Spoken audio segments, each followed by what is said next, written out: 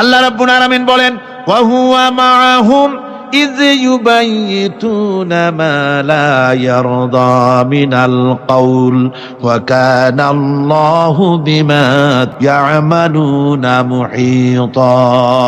আল্লাহ পাক বলেন, তিনি তো ঠিক সেই সময়ও তোমাদের কাছে থাকেন যখন তোমরা নিজেদের ঘরের মধ্যে বসে কোনো এক জায়গায় বসে আল্লাহর মর্জির খেলাফ পরামর্শ করো, আল্লাহ তখনও তোমাদের কাছে থাকেন। আল্লাহর ইহাতা থেকে, আল্লাহর কর্তৃত্ব থেকে বেরিয়ে যাওয়ার কোনো উপায় নাই। সুতরাং গোপনে বলেন, প্রকাশ্যে বলেন, যেভাবেই যা কিছু করা হোক না কেন, আল্লাহর কাছে আমাদের সমস্ত অপরাধগুলি ধরা হয়ে যায়। আর এটাই হচ্ছে ইমানের সীমা পরিসীমা। তিলকা হুদুদাল্লাহি ফালা তা'তাদুহা, তিলকা হুদুদুল্লাহ, এটাই হচ্ছে আল্লাহর সীমানা। ইমানের এই সীমারেখা বজায় রেখে ইমানের উপরে মজবুত করে কোনো ব্যক্তি, পরিবার, সমাজ, রাষ্ট্র যদি তৈরি হয়, তাহলে সেই সমাজই শান্তি আসে, সেই সমাজই আরাম আসে, সেই রাষ্ট্র শান্তিপূর্ণ হয়, সেখানে দিন কায়েম হয়, মানুষ সুখ সমৃদ্ধি খুঁজে পায়। ভয় নাই। আল্লাহ পাকের উপর ঈমান আনলে পরে কলিজার ভিতরে দুর্জয় সাহসের সৃষ্টি হয়ে যায়, কোনো ভয় অন্তঃকরণে তার থাকে না। আল্লাহ পাক সাহায্য করেন। আর আল্লাহর উপরে ঈমান আনলে পরে রব্বুল আলামিন বলেছেন, ইয়া আইয়ুহাল্লাযীনা আমানু হাল আদুল্লুকুম আলা তিজারাতিন তুনজিকুম মিন আযাবিন আলীম। এমন একটা ব্যবসার কথা কি বলবো না, যে ব্যবসায় তোমাদেরকে জাহান্নামের আযাব থেকে বাঁচায় দেবে। তার প্রথম কাজই হলো আল্লাহর প্রতি ঈমান আনা। ঈমান আনলে পরে এই সমস্ত গুণ তৈরি হয়ে যায়। আর ঈমানে সবচাইতে উপকৃত হয় সমাজের লোকেরা, রাষ্ট্রের লোকেরা, পরিবারের লোকেরা, দেশের মানুষ উপকৃত হয় মুমিনদের দিয়ে ঈমানের কারণে। তার কারণ হলো, একজন মুমিন, একজন ব্যক্তি যখন ঈমানদার হয়, মুমিন হয়ে যায়, আল্লাহর প্রতি যখন প্রগাঢ় বিশ্বাস তার এসে যায়, তখন সেই ব্যক্তি নৈতিকতার মান তার বেড়ে যায়। জোরে বলেন সুবহানাল্লাহ। নৈতিক চরিত্রের উপরে সে প্রতিষ্ঠিত হয়, সে মিথ্যা বলতে সাহস পায় না। মুমিন ব্যক্তি মিথ্যা বলতে সাহস পায় না। কেন পায় না? মিথ্যা বলতে সাহস পায় না, ঠকাতে সাহস পায় না, ওজনে কম দিতে সাহস পায় না, শয়তানি বদমাশি করতে সাহস পায় না। তার কারণ হলো আল্লাহ পাক বলে দিয়েছেন, মুমিন কোরআনের ভিতরে পড়েছে, ইয ইয়াতালাক্কাল মুতালাক্কিয়ানি আনিল ইয়ামিনি ওয়া আনিশ শিমালি কাঈদ। দুজন নিয়ন্ত্রণকারী ফেরেশতা তোমার ডানে এবং বামে বসে বসে তোমাকে নিয়ন্ত্রণ করছে। কোথায় যাও, কি করো, এই ফেরেশতারা বসে বসে সব দেখতেছে।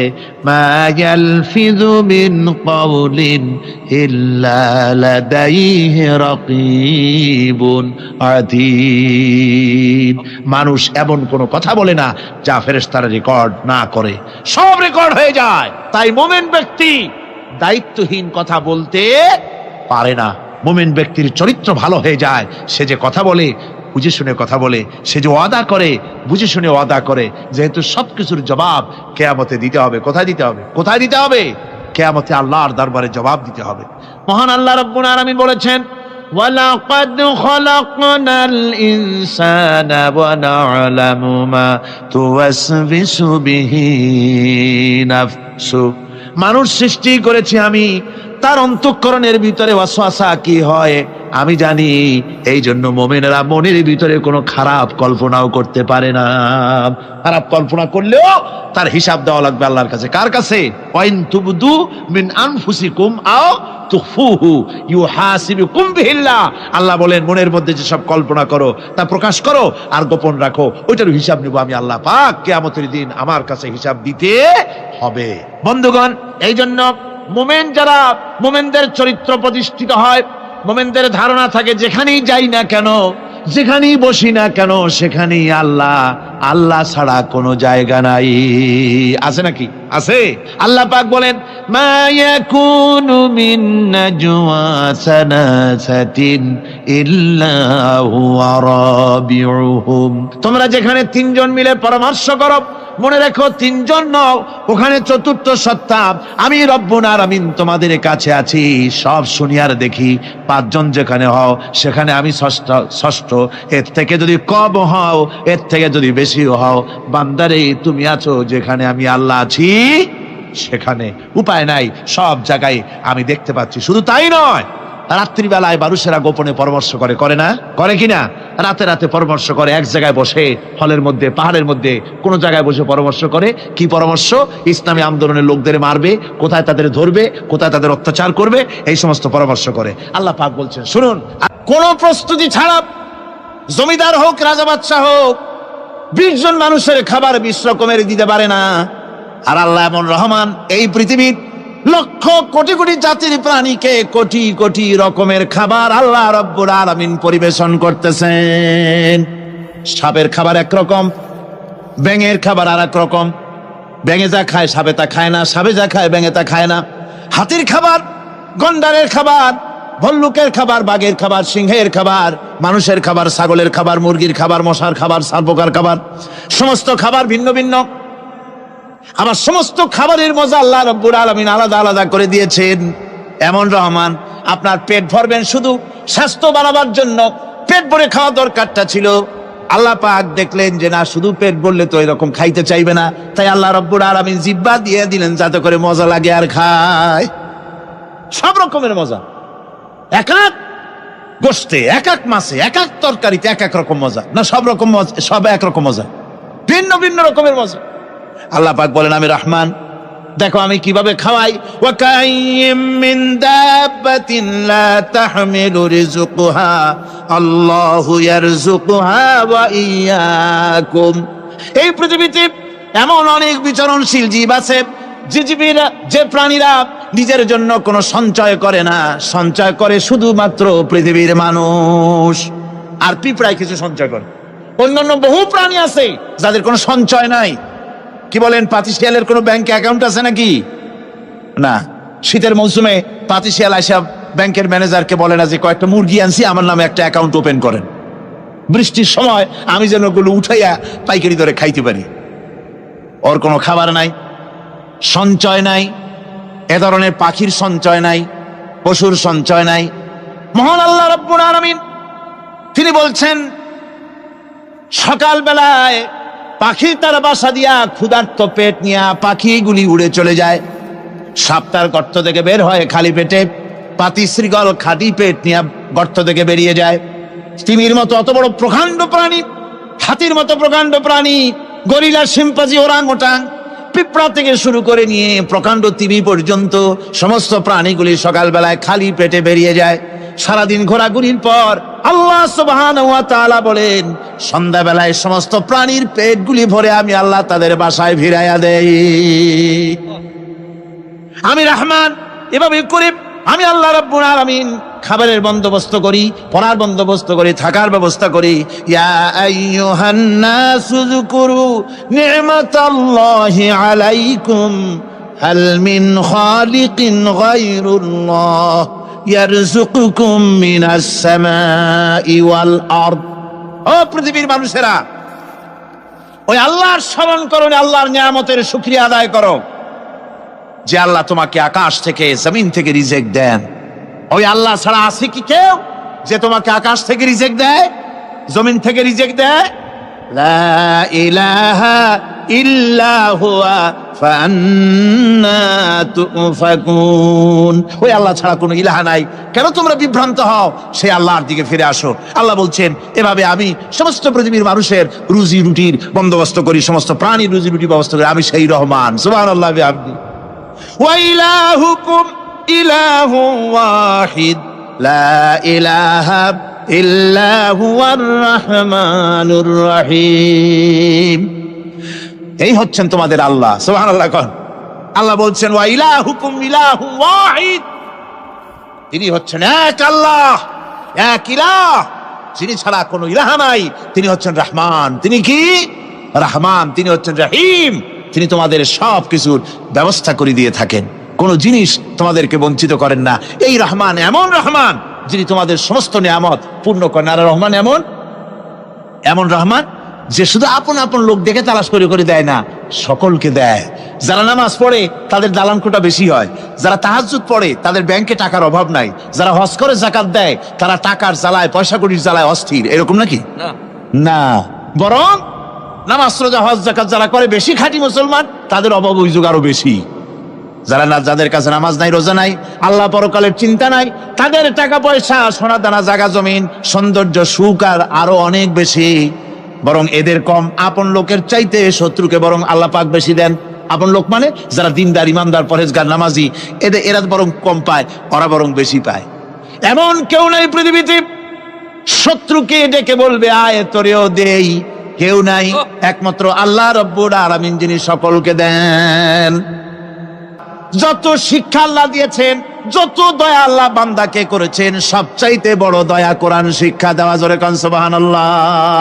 যত দয়া, যত নিয়ামত, যত রহমত আল্লাহ বান্দাকে করেছেন, তার মধ্যে শ্রেষ্ঠ রহমত, শ্রেষ্ঠ দয়া, শ্রেষ্ঠ করুণা মানুষের জন্য, আল্লাহর এই পৃথিবীর মানুষের জন্য সবচাইতে শ্রেষ্ঠ দয়া কি? জোরে বলেন কি? কোরআনের শিক্ষাই হচ্ছে আল্লাহ পাকের এই মানুষের জন্য সর্বশ্রেষ্ঠ দয়া। আমার বন্ধুগণ, কোরআনে কারিমে রব্বুল আলামিন বলেন ফাআনজালাল্লাহু সাকিনাতাহু আলাইহি ওয়া আইয়াদাহু বিজুনুদিন লাম তারাওহা। আল্লাহ পাক তার মনের মধ্যে গভীর প্রশান্তি এবং স্বস্তি দান করলেন, আর এমন সৈন্য দিয়ে সাহায্য করলেন যে সৈন্যদেরকে তোমরা দেখতে পাও না।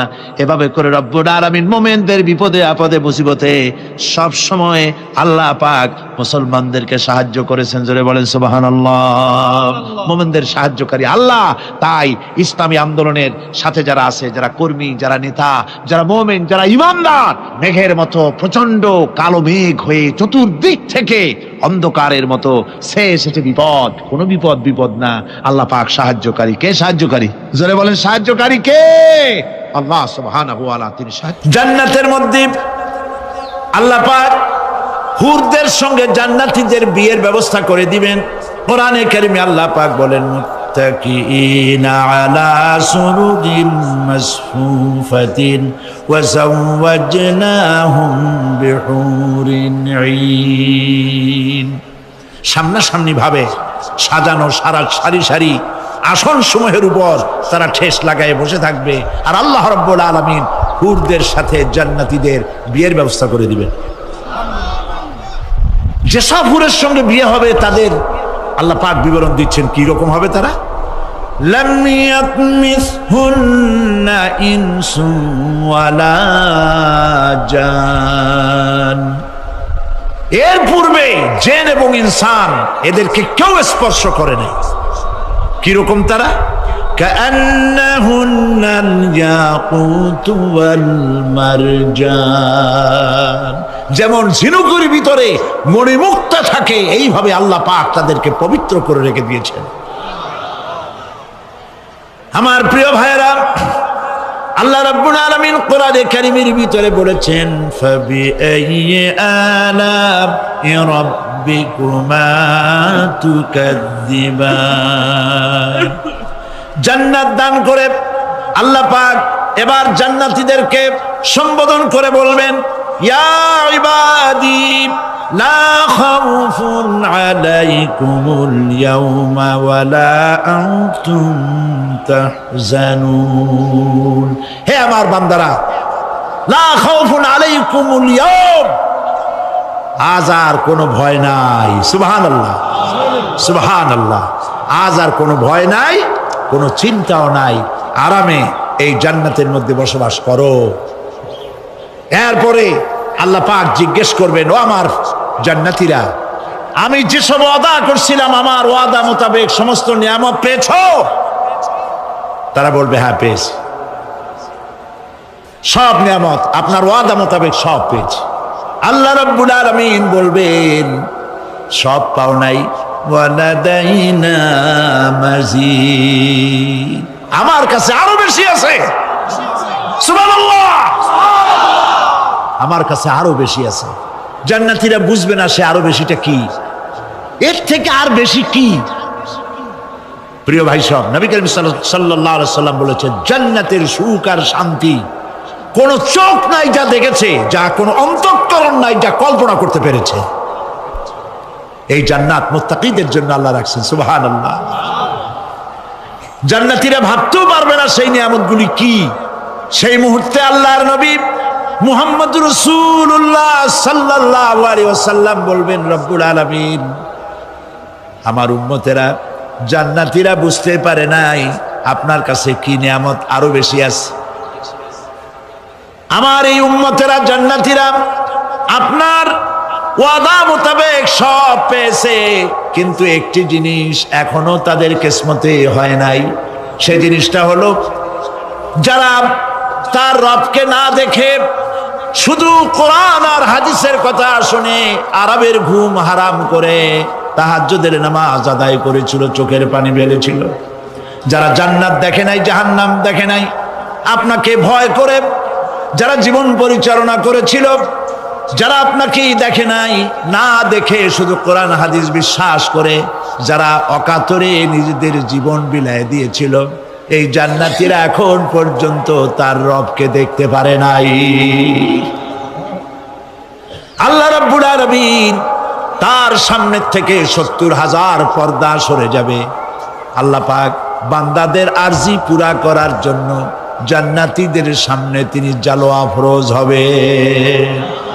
কোরআন শরীফের ভিতরে আল্লাহ পাক বলেন, জান্নাতীরা তারা আল্লাহর দিকে, জান্নাতীরা তার রবের দিকে তাকিয়ে থাকবে, আর রব তার বান্দাদের দিকে তাকায়া থাকবে। প্রাণ ভরে জান্নাতীরা রবকে দেখবে, সুবহানাল্লাহ, আল্লাহ পাককে দেখবে।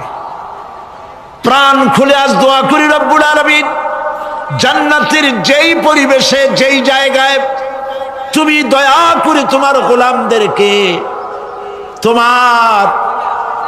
তুমি নিজেই দর্শন দিবে, দেখা দিবে। মনিব গো, ও আমাদের রব, আজ এই বিশাল জনসমুদ্র নিয়ে তোমার দরবারে আবেগ ভরা কণ্ঠে বলি, যেই অনুষ্ঠানটি তুমি এমন মুবারক অনুষ্ঠান করবে যেখানে তুমি জান্নাতীদেরকে দেখা দিবে, ওই জান্নাতের কোনো একটি, ওই অনুষ্ঠানের কোনো একটি কোনায় কানায় আমাদেরকেও দাঁড় করাইয়া দেখার তৌফিক। আল্লাহ রাব্বুল আলামিন মানুষের সামনে এত সব নিয়ামত রেখেছেন, এই জান্নাত দান করবেন। এরপরে আল্লাহ রাব্বুল আলামিন কোরআনে কারীমের মধ্যে বলেছেন, রব্বিস সামাওয়াতি ওয়াল আরদি ওয়া মা বাইনাহুমার রাহমানি লা ইয়ামলিকুনা মিনহু খিতাবা। এসব পুরস্কার রয়েছে তোমাদের সেই রবের পক্ষ থেকে যিনি আকাশ আর জমিনের মালিক। সুবহানাল্লাহ বলবেন না? যার সামনে কথা বলার ক্ষমতা কারো হবে না। এটি একটি মারাত্মক কথা। কিয়ামতের দিন আল্লাহর দরবারে কেউ কথা বলতে পারবে না আল্লাহর নির্দেশ ছাড়া। একটি আকীদা পরিষ্কার করে নিয়ে যান আপনাদের, সে আকীদাটা এভাবে পরিষ্কার করুন, কোন পীর সাহেব, কোন খাজা বাবা, কোন মাওলানা, কোন মুহাদ্দিস, কোন বুজুর্গ আপনাকে সুপারিশ করতে পারবে না যদি না আল্লাহ পাক তাকে কথা বলার তৌফিক না দেন। মনে থাকবে এটা। আয়াতুল কুরসির ভিতরে আমরা পড়ি, মান যাল্লাযী ইয়াশফাউ ইনদাহু ইল্লা বিইজনিহি। আল্লাহ পাক বলেছেন কিয়ামতের দিন আল্লাহর দরবারে কার সাহস আছে কথা বলতে পারে? মান যাল্লাযী ইয়াশফাউ ইনদাহু ইল্লা বিইজনিহি। আল্লাহর অর্ডার ছাড়া, হুকুম ছাড়া আল্লাহর সামনে কথা বলার সেদিন কেউ থাকবে না। সুবহানাল্লাহ। কেউ কথা বলতে পারবে না। সুপারিশ করতে হবে আল্লাহ যারে বলেন তুমি করো, অমুকের জন্য করো, সেই ব্যক্তি শুধু তার জন্যই করতে পারবে, আর কেউ কথা বলতে পারবে না। সেই কঠিন হাসরের ময়দান, যেদিন শুধুমাত্র আল্লাহ পাক কথা বলবেন, আর যারে বলতে বলবেন সেই কেবলমাত্র বলতে পারবে। সুপারিশ এটি আল্লাহ পাক কিয়ামতে পারমিশন দিলে বলা যাবে। হযরত ইব্রাহিম আলাইহিস সালাম, হযরত ইব্রাহিম আলাইহিস সালাম কিয়ামতের দিন তার নিজের পিতা সম্পর্কে সুপারিশ করবেন, রব্বুল আলামিন আমার আব্বার জন্য সুপারিশ করতেছি, মেহেরবানি করে জাহান্নাম থেকে তারে আপনি রক্ষা করুন। আল্লাহ রাব্বুল আলামিন বলবেন, ইব্রাহিম তোমার সুপারিশ মঞ্জুর হবে না। প্রিয় ভাই সব, একটু মাথা খাটান, চিন্তা করেন। উলুল আযম পয়গম্বর, জাতির পিতা। কে জাতির পিতা? চিল্লায় বলুন, কলিজা সাফ করে ফেলুন। মুসলমানদের জাতির পিতা হাফিজ আমি কেউ হতে পারে না।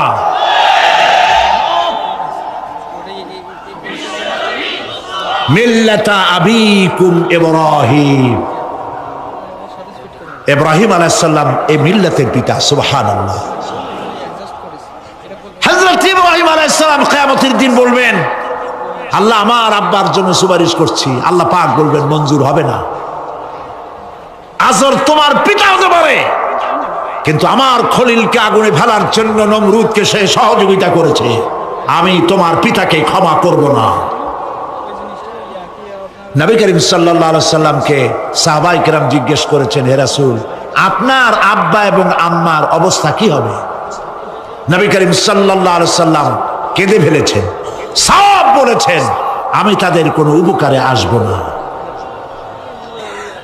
আল্লাহু আকবার। আপনি মনে করছেন নাকি যে ইয়া নবী সালাম আলাইকা বলি অমনি নবী সুপারিশ পাবেন? এত সহজ। কতগুলা রসগোল্লা খাইলেন আর বড় একটা মিছিল করলেন আর অমনি চলে যাবেন? পৃথিবীর সব মানুষ, সাহাবায়ে কেরাম বাদ দেন, পৃথিবীর সমস্ত মানুষ একত্রিত হয়ে আবু তালেব রাসূলুল্লাহকে যে ভালোবেসেছেন, ওর 1000 ভাগের 1 ভাগও সারা দুনিয়ার মানুষ রাসূলুল্লাহকেই ভালোবাসতে পারবে? পারবে? নিজের ছেলে আলীকে, আলী রাদিয়াল্লাহু তাআলা আনহুকে আলাদায় বিছানায় শোয়াইয়া, ছোট্ট মানুষ হযরত আলী আলাদা জায়গায় রাখিয়া মুহাম্মদুর রাসূলুল্লাহ সাল্লাল্লাহু আলাইহি সাল্লাম এতিম মানুষ, তারে কলিজার সাথে বুকের মধ্যে আশ্রয় দিয়ে আগলে রেখেছেন বুক ভরে। সেই আবু তালেব মৃত্যুর সময় নবী করিম সাল্লাল্লাহু আলাইহি সাল্লাম বলেছিলেন, চাচা একটি বার আমার কানে তাওহীদের কালেমা শোনায় দেন। আবু তালেব, তার কিসমতে ছিল না কালেমা। মরে যাওয়ার পর একজন সাহাবী বলেছিলেন, ইয়া রাসূলুল্লাহ, মৃত্যুর সময় আবু তালেবের মুখ আমি নড়তে দেখেছি, তিনি কালেমা পড়েছেন সম্ভবত। রাসূলুল্লাহ সাফ বলেছেন, আমি শুনি নাই। এত ভালোবাসার পরেও হাদিস শরীফে এসেছে আবু তালেব জাহান্নামে যাবে। কোথায় যাবে? জাহান্নামে। সবচাইতে কম আযাব হবে কার? আবু তালেবের। কম আযাবটা কি? হাদিস শরীফে এসেছে কম আযাব হলো জাহান্নামের আগুন দিয়ে এক জোড়া জুতা তৈরি করে আবু তালেবের পায়ে পরিয়ে দেওয়া হবে। সেই জাহান্নামের আগুনের তৈরি করা জুতার তাপে আবু তালেবের মাথার ঘিলুগুলো টকবক করে বউ পড়তে লাগবে।